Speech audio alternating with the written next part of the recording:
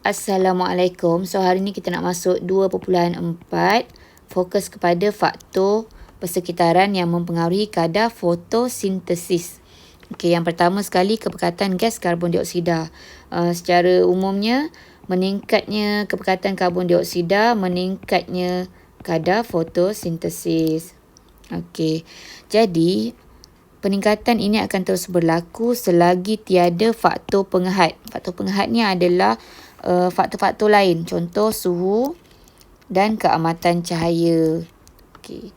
Bila ada faktor pengehat, kadar fotosintesis tu akan jadi malar. Okey. So contoh dia kita tengok suhu sama 30 darjah Celsius, 30 darjah Celsius. Tapi satu keamatan cahaya dia tinggi, satu lagi keamatan cahaya dia rendah. Jadi kita boleh nampak kat sini kadar fotosintesis dia berbeza disebabkan keamatan cahaya dia berbeza walaupun kepekatan gas karbon dioksida dia sama. Okey, kita tengok kadar fotosintesis meningkat tapi dia menjadi malar dekat P. Sebab pada waktu ni keamatan cahaya rendah ni menjadi faktor pengehat untuk kadar fotosintesis tu naik lagi. So dia jadi malar. Okey. Yang ni keamatan cahaya dia tinggi.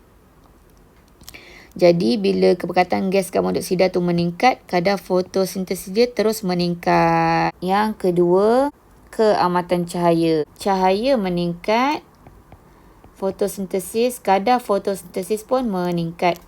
Kalau kepekatan gas karbon dioksida dengan suhu adalah malar sama, kadar fotosintesis akan meningkat sampailah maksimum pada waktu tengah hari. Sampailah dia mencapai takat ketepuan cahaya di P.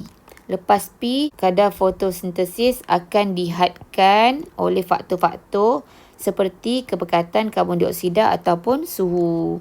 Okey, boleh nampak ni. Maksudnya kadar fotosintesis dia terus meningkat mengikut keamatan cahaya sampailah di titik P. Dia akan jadi malar sebab faktor pengehat dia adalah kepekatan CO2. Bila kepekatan CO2 0.03% je, okey, dia akan hadkan kadar fotosintesis tu untuk naik macam ni saja. Kalau kepekatan karbon dioksida tu lebih, maka kadar fotosintesis tu akan jadi lebih. Okey, next. Suhu. Suhu ni dia mempengaruhi aktiviti enzim dan turut mempengaruhi kadar fotosintesis. Okey, suhu optimum berbeza-beza bagi tumbuhan yang berlainan. Secara umum dia, suhu optimum adalah 25 hingga 30 darjah Celsius. Jadi, bila terlalu tinggi, dia akan nyah-aslikan enzim. So, bila tak ada enzim tu, fotosintesis akan berhenti. Kadar fotosintesis, dia naik ikut suhu sampailah ke suhu optimum. Lepas tu enzim ternyah asli, kadar fotosintesis akan menurun. Kesan perubahan keamatan cahaya dan warna cahaya terhadap kadar fotosintesis. Okey, apakah warna cahaya yang paling sesuai untuk memaksimumkan kadar fotosintesis? Kita tengok. Kadar fotosintesis tumbuhan adalah tidak sama sepanjang hari. Selain faktor keamatan cahaya, kadar fotosintesis dipengaruhi oleh warna cahaya. Spektrum cahaya kita tahu dia ada 7 warna, kan? Warna pelangi tu. Setiap warna ini mempunyai panjang gelombang yang berlainan.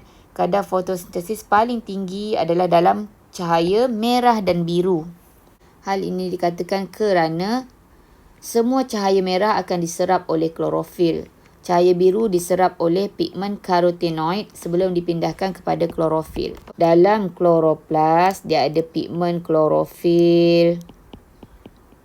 Dan dia ada juga pigmen lain iaitu karotenoid. Karotenoid ni adalah warna oranye dan kuning.